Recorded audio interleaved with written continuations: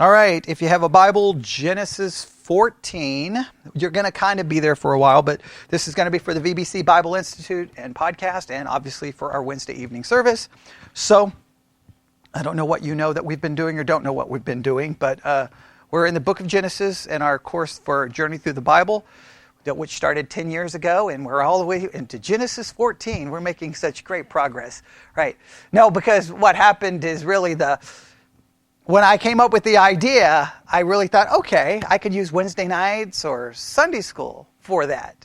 And then I'll have actual people here, and then that would be like, that would really add to the teaching, and then I could do additional teaching. And then, of course, the pandemic happened, and then I was like, oh no, now how do I do this? So we're going to be utilizing Wednesdays a lot for this kind of stuff, or when we get done with the Niagara Creed for Sunday school, we're going to move to something else. So we'll probably be using Wednesday nights for this. But all right, the VBC Bible Institute podcast. We're in Genesis 14, and what we're going to do is we're going to just go to Genesis 14, and I'll just show you why we're going to do this, all right? Genesis chapter 14. Let me turn the volume down on my iPad and open up this, make sure everything is working right. Okay. That's where if anybody's listening live, they can participate in chat, and I will see it maybe. All right, here we go. All right. Genesis chapter 14. All right. This is one of those chapters, all right? Genesis chapter 14. I should make you read this, since there's names that even I'm going to mispronounce probably all over the place, but we'll go through this, all right? Genesis chapter 14, starting in verse 1. And it came to pass in the days of Amraphel, king of Shinar, Iriarch, king of Eleazar, Chedorlaomer, king of Elam, and Tidal, king of nations, that these made war with Bera, king of Sodom, and with Birsha, king of Gomorrah, Shinab, king of Admah, and Shemeber, king of Zeboim, and the king of Bela, which is Zoar. That's a mouthful, is it not? Okay. All right. I worked on some of those. Some of those I still got, I get right sometimes I get them wrong. But when you just start looking at that, immediately you know what you do. You see what? A lot of names. Just a lot of names. Now, you could stop and try to look up in the Bible dictionary each name. Yes. Maybe you'll get significant information. Maybe you will not get significant information. But I will tell you what the danger is of stopping and doing that is you'll start getting so lost with, okay, who's this person, that you'll start missing maybe the overall, what's the purpose of the chapter? Now, it's a historical narrative, so we know the first purpose is what? What's the first purpose of a historical narrative? Just describe what happened, right? That's the first purpose. We all know the purpose, okay? So that's the first purpose. Now, in the midst of all of this, one thing jumps off the page. In the midst of all of those names, that we read just in those first two verses, what jumps out in those first two verses that every Bible student should stop and go, oh, right there. What do you see? You see, forget the names. Because one name after another name, after another name, after another name, after another name, after another name. So there's very few choices you have there. Okay, no, that's a name. That's a place. There we go. The word war. First mention of it in the Bible. First mention of it. As far as I know, I think it's the first mention of it, all right? So it's war. Now, what do we have? So let's just take a step back. It's a historical narrative. What do we have? We have a list of what? Kings. All right? Or what would be another thing we could refer to kings as? What do kings represent? Nations, governments. Okay? Governments, nations, lands. And what do we have? War. Now, we know why we have war. We have war because of Genesis 3. Why do people go to war? Because people are sinners, right? Now, here's the question. At this point, we could stop, and I've already told the students of the Bible Institute to do this, is that this is where we could stop and have a discussion. What is a Christian perspective of war? And you know where I go. I go to Augustine's just war doctrine, but I don't want to do that tonight. But that's a topic that you can take the time to look into. Now, you can look up all the names of those people to get an idea, okay, which country, which area. But I mean, ultimately, what do you need to get from this right here? They went to war. All right, now, continue verse 3. All these were joined together in the Vale of Siddim, which is the Salt Sea. 12 years they served Chedorlaomer, and the 13th year they rebelled. So it appears there was some kind of agreement, or these were under kind of subjugation to Chedorlaomer, I think is how you say his name. I know it's Chedorlaomer, I think. And they come together, and at some point, what do they do? After how many years? 12 years, what do? They rebel. So whatever was going on, that's broken, and they rebel. And then what happens? And in the 14th year came Chedorlaomer and the kings that were with him, and they do what?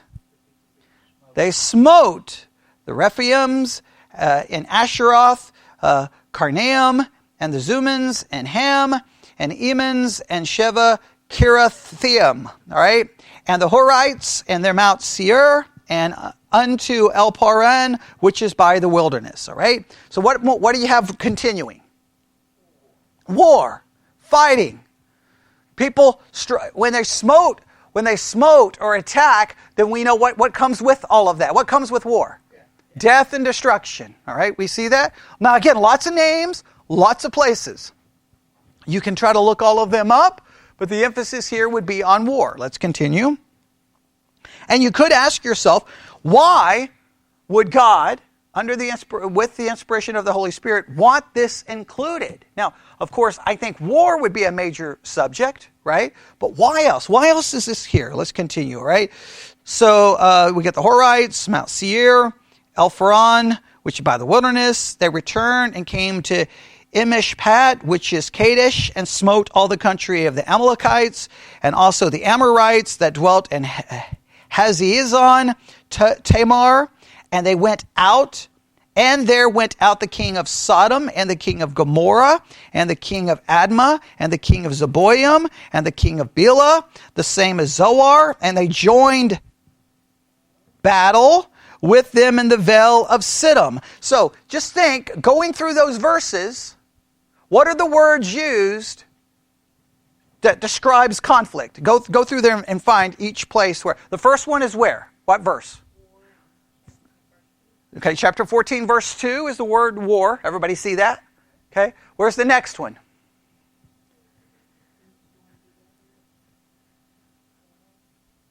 I think something about smoting or smote. Do you see it? Verse 4, what does it say? Okay, rebelled. Okay, at least that at least shows conflict. Okay, so rebelled. Okay, verse 5, smote. What does the NIV use for smote in 5? Defeated. Okay, at least that's a battle where someone is defeated. Okay, what's the next word? Okay, verse 7, smote all. Everybody see that? All right. What else do we have? Verse 8. Okay, we got 7, smote all. And what else do we have? They joined the battle with them in the Vale of Siddim. All right, everybody got that? All right, you're seeing that it's continuing, yes? When Chedorlaomer, verse 9, the king of Elam, and with Tidal, king of nations, and Amraphel, king of Shinar, and Arioch, king of Eleazar. Man, I always mess that up. 4 kings with 5. The reason I'm using this Bible is it breaks it down and how to pronounce it. The only problem is you think you've got the whole name, and you're like, wait a minute, the next line, that name continues. You're like, wait, could you just put it all together? Okay.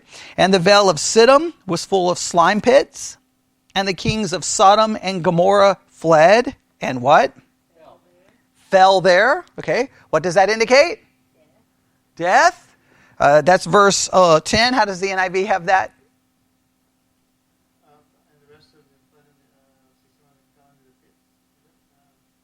Verse 10. Okay, it just says they fell into the pits. Okay, the King James says they fell there. It doesn't say where they fell, but it says they fell there.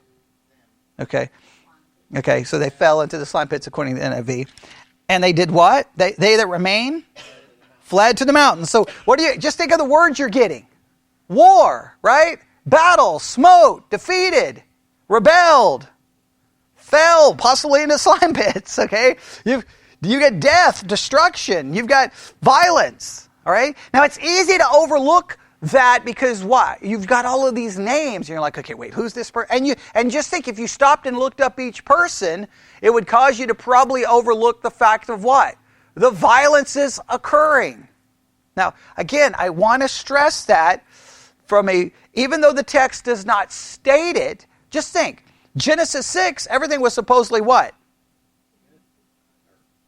Well, in early Genesis, everything was good. Then the fall, and then Genesis 6, everything is destroyed. But when the people get off the ark, what comes with them?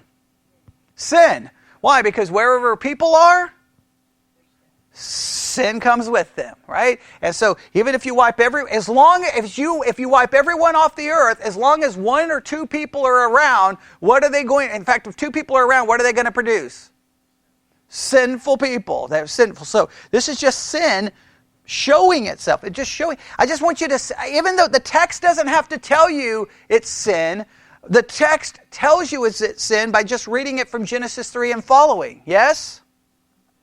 So whenever we see war, you can blame it on governments, you can blame it on presidents, you can blame it on Congress, Senate, you can blame it on everything in the world, but you always blame it first and foremost as a Christian on what? Sin. You always blame it. If you don't see it from a spiritual perspective, then you're not seeing it correctly. Does everyone understand that? Right? That's very straightforward. Now, you could ask, why is this here? It's outlining this, okay? So where do we stop? Where do we have someone falling into slime pits? That was 10. Okay, verse 11. They took all the goods of Sodom and Gomorrah and all their victuals and went their way. Now, what do we have going on in verse 11? Taking, looting. They conquered, we're taking. All right? So you could refer to this as stealing, right? So you're seeing all of the kinds of things that derive from a fallen heart, okay, and from human depravity, right? Now what happens in verse 12? They took Lot, Abram's brother's son, who dwelt. Stop right there. Where does Lot? So what do we have? We have war. Genesis 14, if you're doing an outline, war. Goes from verse 1 to where? Okay, to 10. And then what's the next thing we have? Lot. We're going to do this. I'm doing this on purpose. We have war. We have Lot. I will argue the reason this is here is because Lot is taken in the midst of all of that chaos. And why would that be significant for God to want this recorded in Scripture? I don't think this text is here to make us smart about, oh, this king is a part of this country and a king a part. I'm not saying that that's wrong to know that. I'm saying that misses the practical implication here. Why would God want us to read another account of Lot? Because who is Lot connected to? Abram, right? And Abram has clearly been the emphasis since when? At least 12, right? Genesis 12? And this is the account of Abram. So if it's the account of Abram, anything that involves Abram is being recorded. Lot is there. But what is significant here? Where is Lot in Genesis 14? Is that verse 11 or verse 10? Is that 11? 12. Okay, I'm sorry, 12. He dwelt in Sodom. Now, where was Lot previously mentioned? Where was the last time you read about Lot? Go find the last time he was mentioned. Find me the chapter and the verse. Find me the chapter and the verse. If you have an electronic concordance, just type in Lot, and you should find it in a couple of seconds. If you don't have that. Okay? And keep reading. He chooses the plan. There we go. So the last mention was Genesis what? Chapter what? 13? Verse? 13:12. In 13:12, where do we find Lot? Pitch his tent toward Sodom. And chapter 14, verse 12, we find him where? In Sodom. Now, listen carefully. You read that, and you have two options. There's nothing significant about it at all. Right? Nothing significant. He's there. He's in there. Whatever. He's going to be rescued, and then we're going to find him going right back. So he keeps going back to Sodom. Now, earlier we find out, in chapter 13, we found out something about Sodom and Gomorrah. What? Chapter 13, verse 13, we find out that the men of Sodom were exceedingly wicked. There was great wickedness there. Now, so we know that to be a fact. Sodom has been, or Lot has been there. He's there. He gets captured, and he's going to ultimately go back. Now, here's the thing. Preachers come along, and they're like, wow, he pitched his tent. He's in Sodom. Lot, listen to the word, serves as a type of believer who is enticed by the world, drawn by the world, finds himself in the midst of the world, and finds himself suffering the consequences from being in love with the world. He serves as a type. A type. A type. All right? Now, that's what I want to focus on. Now, I could have avoided trying to read all of those names and probably saying them incorrectly, but I wanted to read those names, and I wanted to read them because I know that when you read them, you're probably like, well, okay, whatever. And maybe, though, you've probably sat in a church or listened to a sermon online where, oh, look where Lot is. Where is Lot? In Sodom. When was the last time we heard of him? In chapter 13, and he was simply pitching his tent towards it. Lot is a picture of the fleshly Christian. He's a type. So what we're going to do tonight, and we're not going to make it very far, we are going to spend the next little bit looking at a method of biblical interpretation. A method of biblical interpretation that is known as biblical typology. Biblical typology. Biblical typology. Now here is the $1,000 question. Are you ready? It's not worth $1 million, only $1,000. Biblical typology. Are you ready? Is biblical typology a method of interpretation, or is it a method of application? And what's the difference?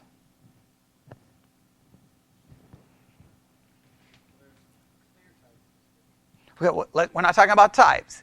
Is typology a method of interpretation or application? And what is the difference between those two things?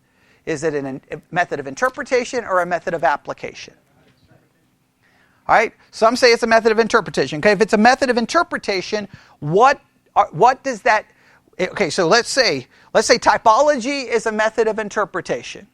You come to a text of Scripture and you're like, that serves as a type. If you say it's a method of interpretation, what are you saying about the text?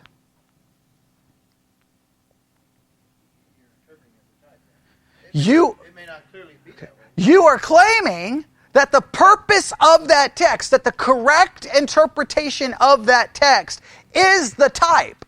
That's what it's there for. That I'm interpreting that text as that text is there to be interpreted first and foremost as giving me a type, and that's how I interpret it. What's the difference by saying that it's not a method of interpretation, it's a method of application? What's the difference?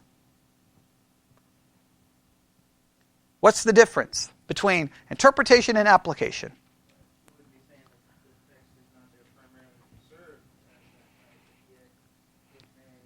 You would be saying, here's the interpretation of the passage, historical narrative. It tells me this, this, and this. Application is, this is what the text seems to be, this is the interpretation, but we can apply this text to this. There's a difference between application and interpretation, right? What do we always say? What are the 3 steps of Bible study? Observation, interpretation, application. What is observation? Observe what the text says, right? What's interpretation? Understanding what it says by what it says. Application is, how can this be used? How can I apply this? Now, the application needs to come from the observation and the interpretation, but you're like, okay, here's the interpretation, but I think I can apply what I see there in this way. Because, look, give you an example between interpretation and application. Interpretation, I read about King David, like King David did this, and this. The application is, that can serve as an example of what I should or shouldn't do. Doesn't mean that the text was specifically designed to give me that example, but it records an example. So what do I do with an example? Either learn to not do what they did or do so. You see, those 3 are very distinct things. A lot of people refer to typology as a method of biblical interpretation. And that's always troubling to me, because if you make it interpretation, then how do you apply it? If the text is, in other words, if the text about Lot is that Lot is a type of the fall of a fleshly Christian, then what's the application? Because now you've interpreted it as it's a type. So is there an application? No, your interpretation becomes the application. I think you have to make a distinction here. Now, that I still don't know if we should always go with typology, but I just want you to see that there's a distinction. The reason I bring that up, if you look up any academic article on typology, you read something like this. Typology is a method of biblical interpretation. And I'm always like, because that drives application as the interpretation. And I think we need to make a more distinct difference between that. Does that make sense? All right. So, let's gain a little bit of knowledge about typology. Are you ready?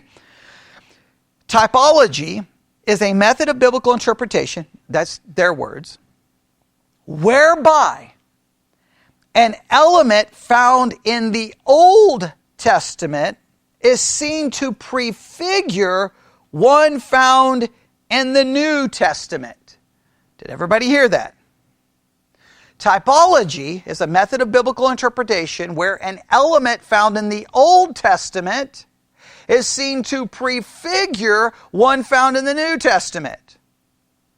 So I see something in the Old Testament, I'm like, oh, okay.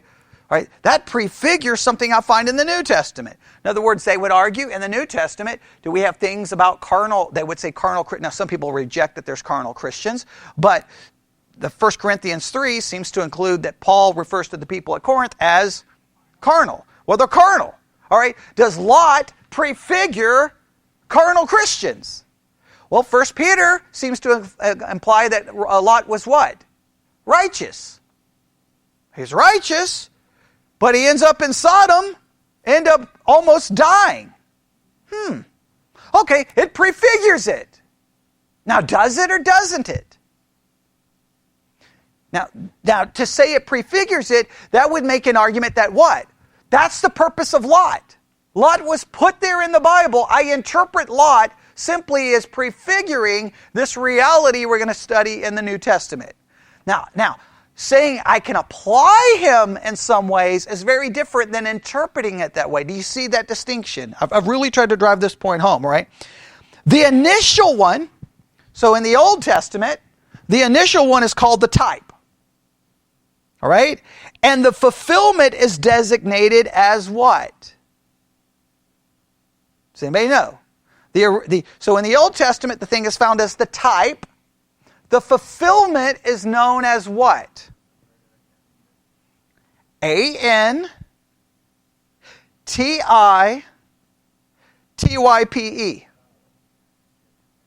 Antitype. All right? Type and antitype. All right? So the initial one is called what? So we're just using if we go with Lot as an idea, Lot would be what? The type. What would be the antitype? The carnal Christian. See how that works? Or The Passover lamb, type. Christ. See how that works? See how that works? Okay. All right. Now, let's continue here. I want to make sure we get all of this down. All right. Typology is a method of biblical interpretation whereby an element found in the Old Testament is seen to prefigure one found in the New Testament. The initial one is called the type, and the fulfillment is designated the antitype. Either type or antitype may be a person, thing, or event. What three things can serve as a type? Person, thing, or event. Person, thing, or event can serve as a type. I want to make sure everyone's got that down. What three things can serve as a type? Person, thing, or event. All right? Thing. Noah's Ark. Is that a type? If it's a type, what will some people say the antitype is? Some may say it's baptism. Some try to say the ark. There we go. That if we're in Christ, it's like being in the ark. So they interpret Genesis 6 as basically being a type. That's how the interpretation, it's there to tell us this historical event, but really we interpret it as picturing what? Salvation. I've heard entire sermons that way. You've all heard entire sermons that way. I've heard Answers in Genesis done a lot of that kind of thing. Now, is that correct? Right? You see how that works? Everybody see? I want to make sure everybody understands how this works. Okay. Listen, either the type or antitype may be a person, thing, or event, but often the type is messianic and frequently related to the idea of salvation. So the idea is that frequently it either points to Christ or points to salvation. That's typically how it's used. What are the three things that can be a type or an antitype? Person, thing, or event. All right? What is it frequently attached to? Salvation or the Messiah. Okay? Just make sure you have, or Jesus. You can just say Jesus. I want to make sure you understand all of this. All right? So far, so good. The use of biblical typology enjoyed greater popularity in previous centuries, although even now it is by no means ignored as a hermeneutic. All right? So in previous generations, it was very popular. Still present today as a means of hermeneutic.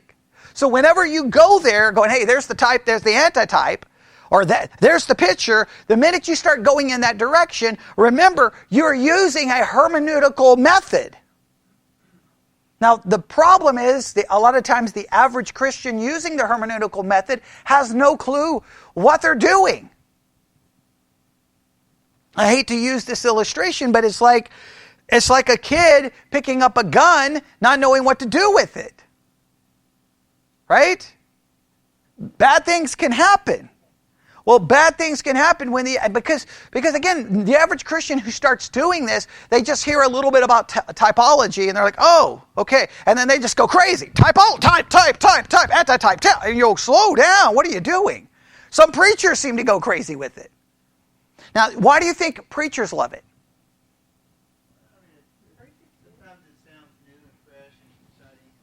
Yeah, because there's a chance that you're like, oh, I never thought of it as a type and antitype. Now, they usually don't use those words, but like, he's a picture of this. And you're like, wow. And the preacher's like, yeah, they think I'm smart.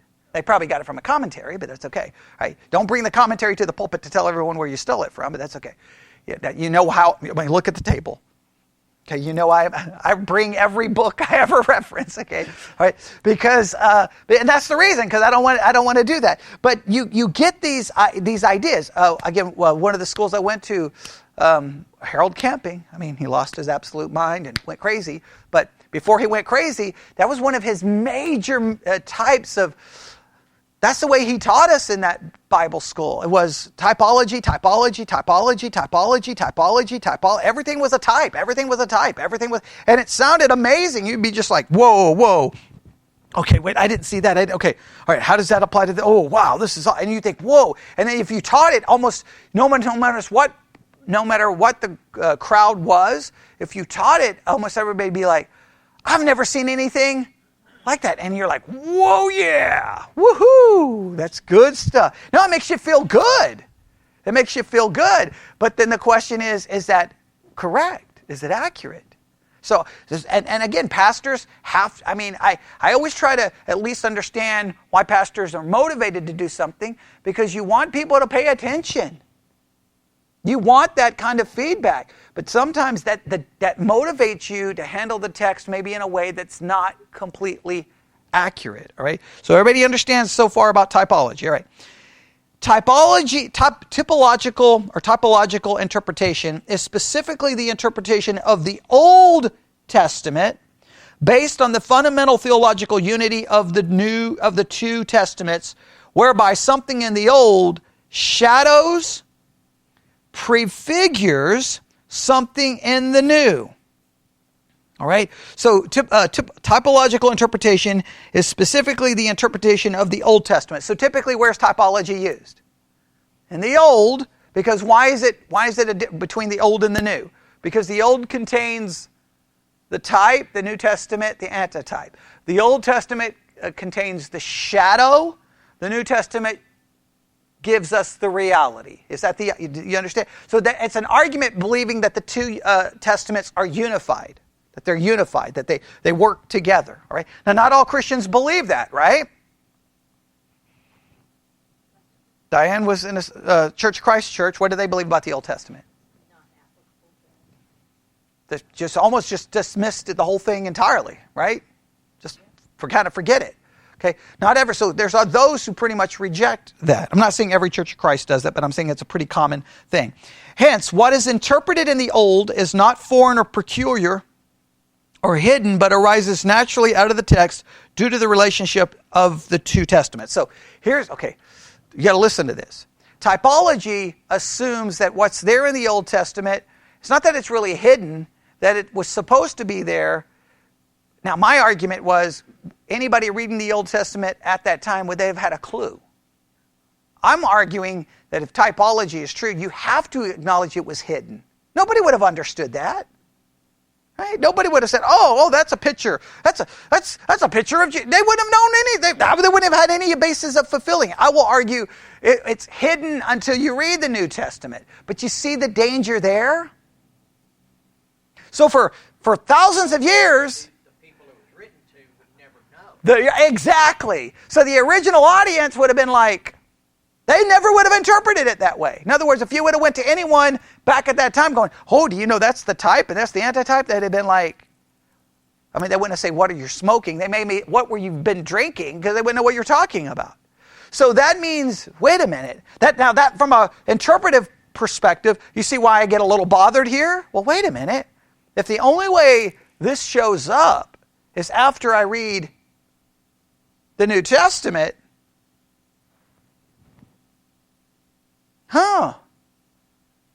nobody would have known that. So did God purposely put it there so that everyone later could see it? Because clearly it would not have been for the people at the time, because the people would have had no clue. True? Now, I'm not saying that he could not have included it there, but I just don't know how many times. That's why it's really questionable when you go back and say, that's what it was there for. Well, nobody there would have known that's what it's there for. So you've got to have a good reason in the New Testament to be able to go back and say, oh, New Testament writers used it that way. Fine.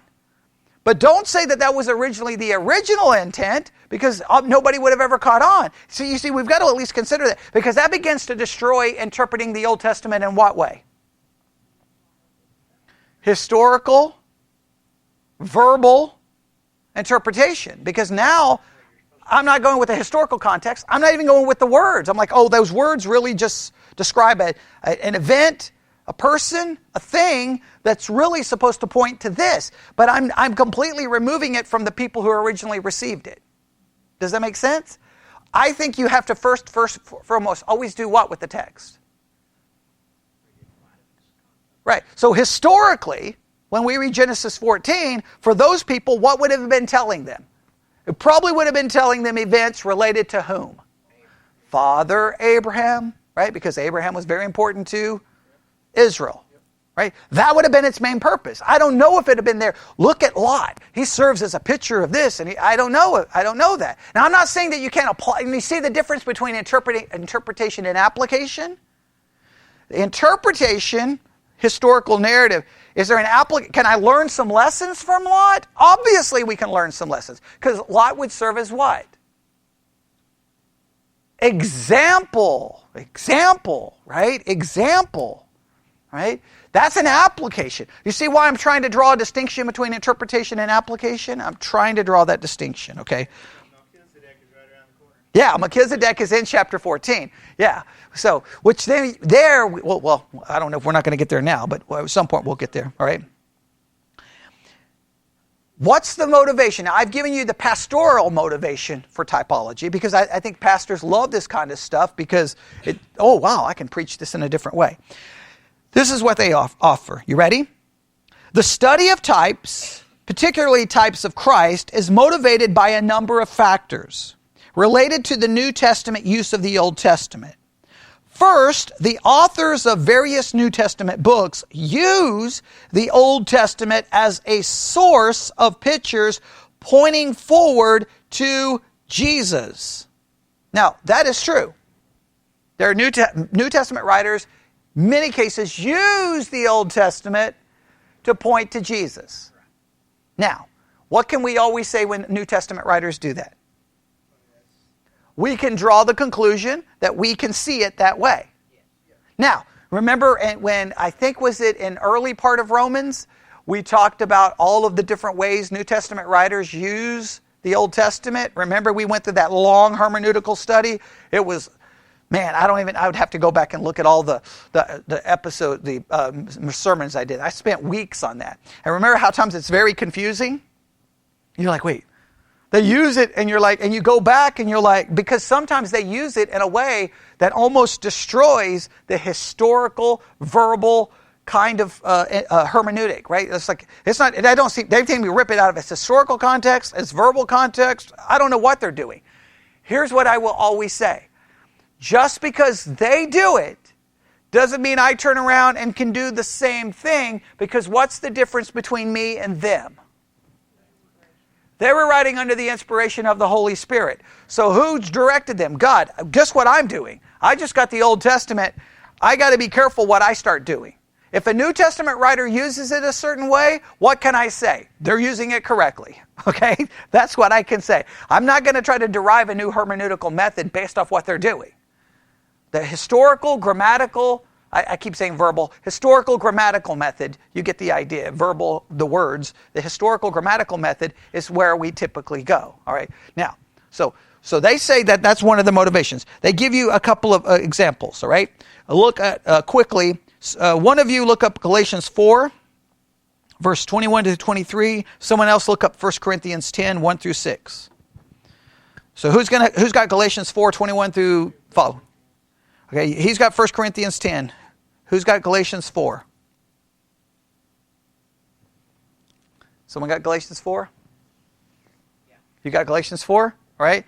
Stephen's got 1 Corinthians 10. Okay. Now, Galatians 4, start in verse 21. All right. So here's what we'll do. Bobby, you start looking at Galatians 4, 21 and following. Stephen, you look at 1 Corinthians 10, 1 and following, and tell me what Old Testament thing they use, and do you see them using some kind of typology there? Identify if it's a thing, it's an event, it's a person. All right, I'm going to make y'all do this. All right, anybody can jump in, obviously, but Galatians 4, 21 through and following, 1 Corinthians 10, 1 through 6. Tell me if you see something. I guarantee you they're making a reference to the Old Testament. I think you should see that relatively quick. If you don't know, let me know and I'll help you out. Well, since this is the Bible Institute podcast, I should not help anyone out, okay? All right. Make sure no one listening online is answering the question before you guys are. Okay, no one. All right. Everyone listening online, you're all fired, okay? All right. You all get F's for this class. You're done. You're excommunicated. Okay. All right. Anybody? Anybody got anything? Anybody see anything from the Old Testament? Okay, good. All right, good. All right. All right, we'll go to 1 Corinthians 10 first. Okay, what do you see? He's using forefathers were all under the cloud. Okay, well, they passed through the sea. So what event is he using? What event? The Red Sea. The parting of the Red Sea and passing through the Red Sea. So there's an event. Yes, okay. And what happens? They were Baptized into Moses and the cloud and in the sea. So what do we have going on here? We have an event. Yes. We have a person, right? In some ways we have a thing, right? We have the sea, right? Okay. They did all eat the same spiritual meat, and they all did drink the same spiritual drink, for they drank of the spiritual rock that followed them, and that rock was Christ. Right? So now we got eating, we got spiritual eating and drinking, we got a rock. The rock is Christ. Right? So here, what rock are you think they're referring to? When he struck the rock and water came out. Okay, most likely. And they're saying that rock was whom? All right, so what's the type? Type is the rock. What's the antitype? There you go. All right. Okay, now you could argue that what's the type? The sea, the passing through the sea, right? And what's the antitype? Baptism, maybe? Maybe? Okay, maybe. All right. All right. What else do we have here? Verse 5, but with many of them God was not well pleased, for they were overthrown in the wilderness. Now these things were examples. Now see, that's far different than a type. An example is different than a type. All right. To the intent we should not lust after evil things as they also lusted. Now that makes sense. Now as an example, that's not as complicated. Right? Because that's not the interpretation, that's what? The application. When it's the type, that's when it gets a little, ooh, okay, what's going on here? This is clearly, now this is an example. What do we see with Israel? What does the text say? They drank. Verse 6. They lusted after evil things. So what are we learning? What's the example? We're not to lust after evil things. Neither be what? They were idolaters. We shouldn't be idolaters. As were some of them, as is written, the people sat down to eat and drink and rose up to play. Neither let us commit fornication, as some of them committed and fell in one day 23,000. Neither let us tempt Christ, as some of them also tempted and were destroyed of serpents. Neither murmur, as some of them also murmured and were destroyed of the destroyer. Stop right there. Now that part's not a type. That's not type antitype. That's an example. Okay, what does it say in 11? Now all these things happened unto them for examples, and they are written for our Admonition. on the end of the world. Right, that's easy. So we don't have any problems there. Hey, here's what they did. Serves as an example. Serves as a lesson. All right, we can look at what Lot did. Now, if I make Lot the type and make us and make a carnal Christian the antitype, now I'm getting into the interpretation. That's dangerous, right? But if I step back and go, okay, what did Lot do? Okay, Lot did this, this, and that. What can we possibly learn from it? That doesn't mean that's the interpretation or the main goal in the historical grammatical context. It means that I can look back at the story and go, there, I see what Lot did. I can learn from that. For example, you can watch a movie and go, man, that character did this and this. I can learn an example from that. That doesn't mean that's what the director intended. Doesn't mean that that's the way you should interpret the movie, right? Because the movie has ways of interpreting the movie. You've got to follow those rules if you want to interpret the movie correctly. But you can go, man, well, the way that character handled that, I can learn a lesson from that. Or man, I can learn to avoid that, right?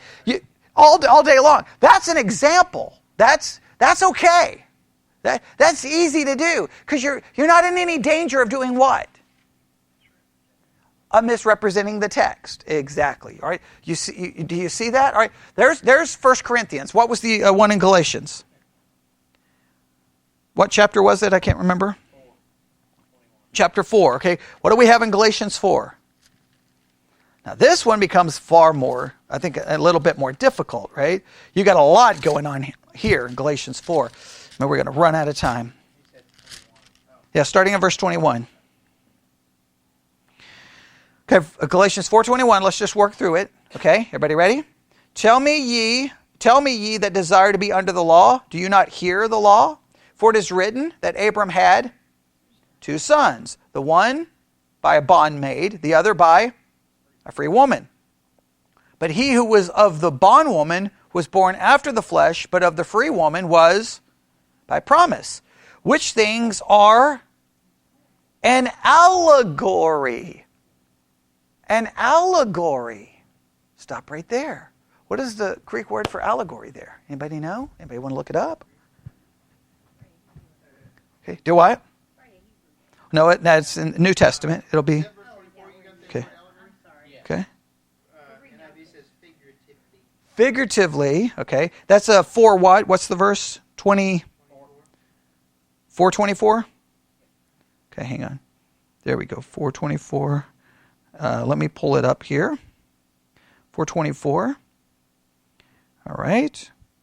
Allegory is this Greek word. You ready? Well, hang on. I gotta turn myself. Oh, let me pull it up. I gotta have to turn you off for a second. Okay. Will just left us a message. All right, hang on. Here's the word. Strong's G 238. Allegareo. Allegareo. And guess if we were looking up the definition, allegareo, to allegorize, to be an allegory. That's not a lot of help. All right. To speak allegorically or in a figure. Look up allegory in the English. Get an English definition. I got to go back here and see what Will said. All right. Will posted Luke 24:27. We don't know what all he referred to on that walk, but the men probably knew the scriptures but saw them differently after Christ spoke of himself. Okay. Now that's the Luke 24 passage where Christ takes the things of the Old Testament and says he spoke to him those things concerning himself. All right. We'll have to get to that in a minute, but let's look up allegory in a minute. Let's look up allegory, or now, if you can. Anybody got an English definition for allegory? Story, poem, or picture that can be interpreted to reveal a hidden meaning, typically a moral or political one. Okay, so it's basically a story that contains a hidden meaning. All right, and then it gives what as an example? Pilgrim's Progress. Okay, Now, when you read Pilgrim's Progress, that's pretty obvious, right? But sometimes you're reading a story, and the story has a meaning, and that meaning, you look at the words, but it's actually picturing something else. So what a lot of people love to do is run to the Old Testament and go, oh, look. That's an allegory. Or what would be another word? A type that points to this. Now here, listen, they may even go beyond. What's the 3 things for a type? Person, thing, or event. They may take the whole story, and go, the whole story serves as a type. Look at what happened to them. That's a picture of falling into sin. Then look what happened here. That's a picture of conviction. Then look what happens here. That's a picture of redemption. The whole thing is an allegory. Sometimes, we have, within church history, we have, if we have the, I think I've got back there, maybe I still have it. It's the Protestant book of hermeneutics. Let me see here. I don't know where I put the book. Oh, here it is. Protestant Biblical Interpretation. Protestant Biblical Interpretation is a book I had to read for school. Protestant Biblical Interpretation. And if you go through here, they give you all the schools of hermeneutics. And guess what? You have the Jewish allegorical school and the Christian allegorical school, okay? So, and you can read all about those schools of interpretation. So an allegory even goes beyond, right? Do you understand how an allegory even goes beyond typology? Typology is included, but the whole story becomes the picture, right? So you can take an entire historical narrative, right? And turn the whole narrative into an allegory, like a lot of people will say, oh, basically, the whole story of Abram is an allegory of the Christian life. See, this pictures this part of the Christian life, and this part, and you can write good Bible studies on that, and then sell all kinds of copies, and everybody thinks you're a genius. But is that the case? Now, in this particular case, in Galatians, what do we have here that's very important? What do we have here in Galatians that's very important? The Scripture's telling you that what? That it's an allegory. Everybody see that? Right? What verse is that? That tells us, this is now 424, that says what? Which things? What things? The two children being born. Who are the two children? Isaac and Ishmael. Right? Correct? Okay. They are an allegory. What are they an allegory? For these are the two covenants, the one from Mount Sinai, which gendereth to bondage, which is Agar. For this Agar is Mount Sinai in Arabia, and answereth to Jerusalem, which now is and is in bondage with her children. But Jerusalem, which above is free, which is the mother of us all. So, in other words, the two children serve as an allegory of what? Of two covenants, or what you could say, law, and the covenant of, one may say the covenant of grace, or the Abrahamic covenant, all right? See the two? That's there. Now listen, when the Bible calls it an allegory, what can you absolutely be guaranteed of? It's an allegory. And what can you do? Interpret it what? Allegorically. Now here's the problem. Now this is where Bible people who do Bible interpretation struggle all day. Well, wait a minute. If Isaac and Ishmael was an allegory, now first and foremost, let's realize, nobody at that time would have understood that. No way. No, they wouldn't have like, oh, that's an allegory. Paul tells us it serves as an allegory. Now, does that destroy the historical grammatical method? I will say it does not destroy the historical grammatical method, because now I have inspired writing telling me that historical grammatical understanding serves as something deeper, but God tells me that. Now, if I go to stories, because here's when Abraham try to find a wife, I think, for Isaac, right? And I think he uses a servant to try to find a wife for Isaac. This is what I was taught in Bible college. That serves as God the Father using the Holy Spirit to find a bride for the church.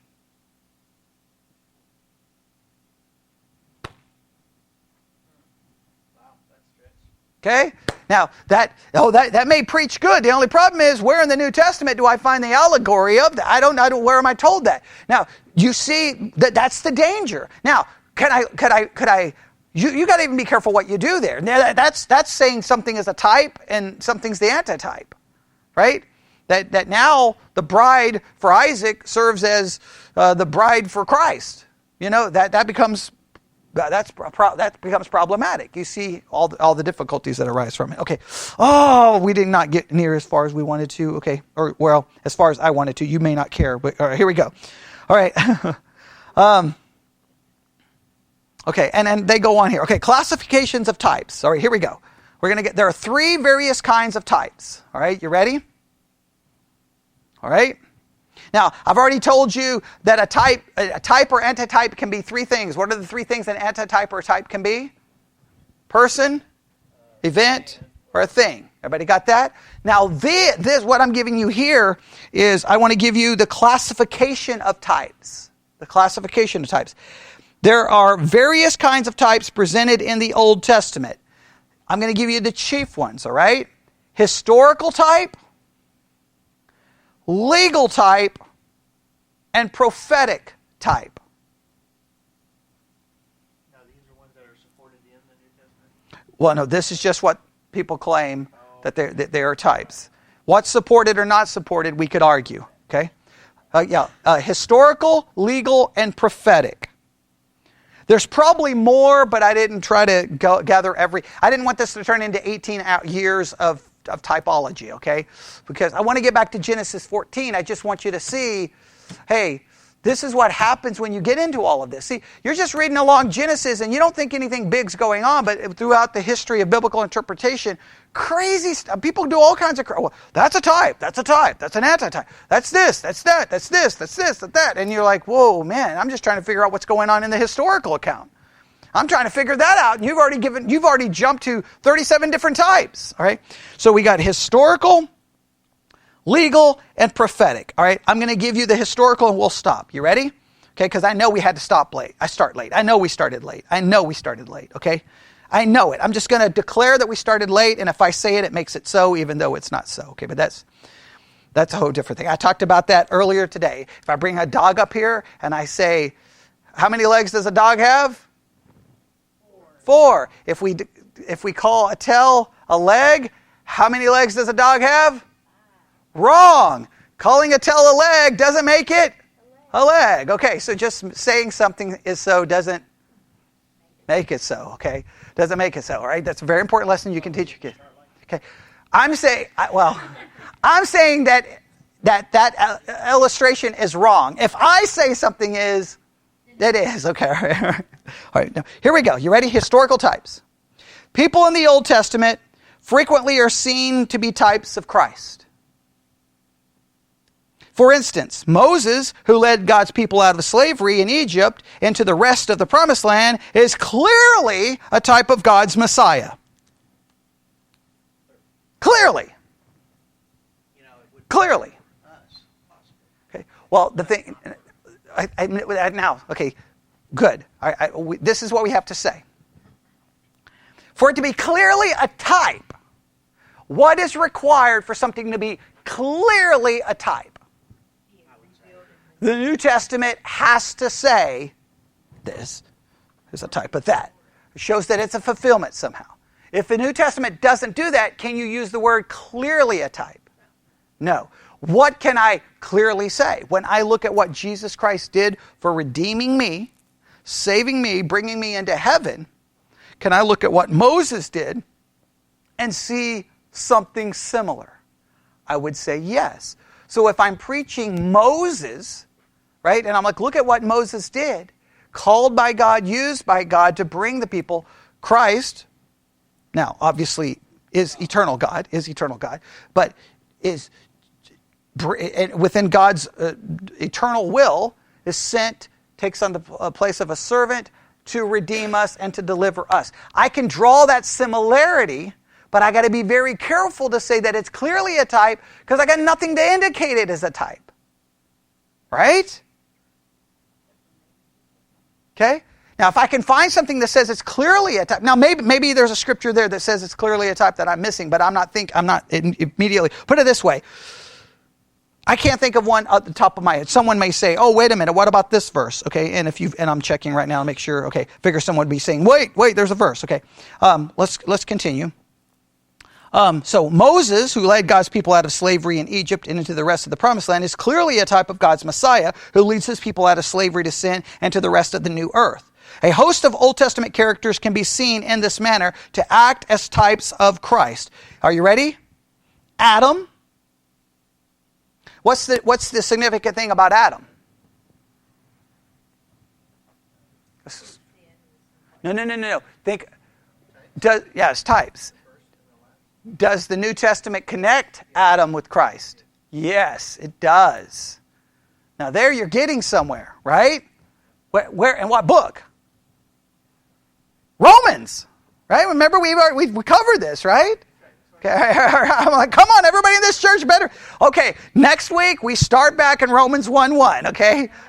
Okay. Yeah, no. The reason it's not fresh in your mind, we started Romans, in 1924. Okay, that's the reason why you don't remember. I understand. All right, David, God's anointed yet unrecognized king. So they say David, Christ is the anointed king, but is still unrecognized. Well, does that work? Is that a type? Does the New Testament clearly state that David is a type? Adam, there's clearly a connection. There's clearly a connection. And I don't even know if it serves as a type, but you have Adam, Christ serves as kind of the second Adam. So there's a connection. I don't even know exactly how that would work within typology, but you get the idea. They have Esther. who saves God's people even when God seems absent. Elisha, God's prophet who raised the dead and fed the hungry. Now again, similarity. Listen, similarity does not equate type. Similarity is like, look what they did, look what Christ did. There's a similarity there. I don't know if that means I go back and interpret that as a type.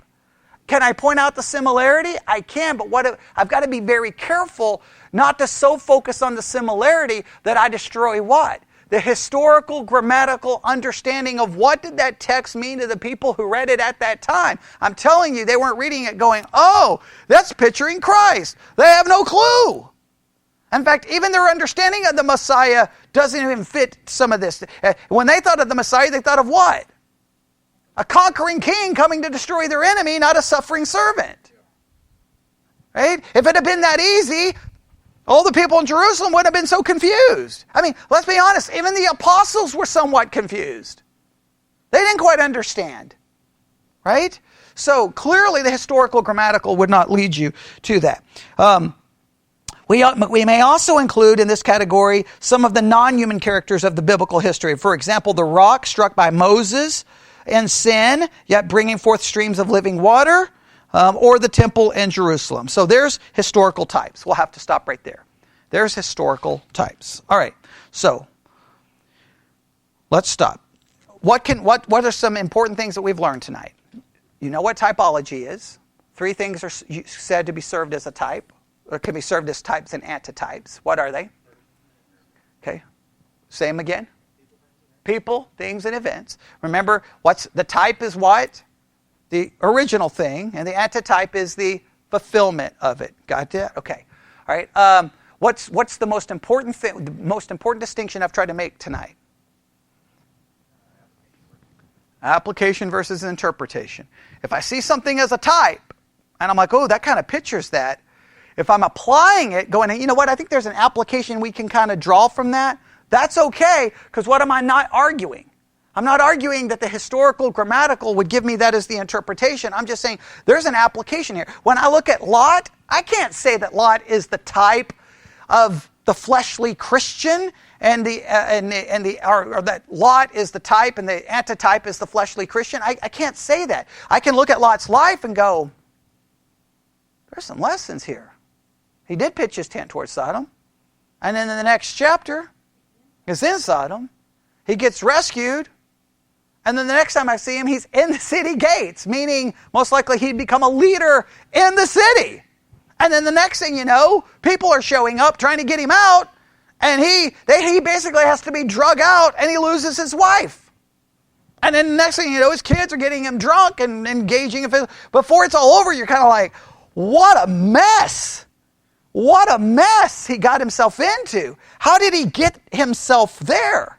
Now, whether you want to say he was wrong, like people can argue, was he wrong here? Was he wrong here? Should he have been with Abraham? Should he have stayed? Everyone has their opinion, but we all know if he would have stayed where he was, he never would have ended up in Sodom. When he chose to pick the land, if he would have said, you know what, God made the promise to you. This is your land.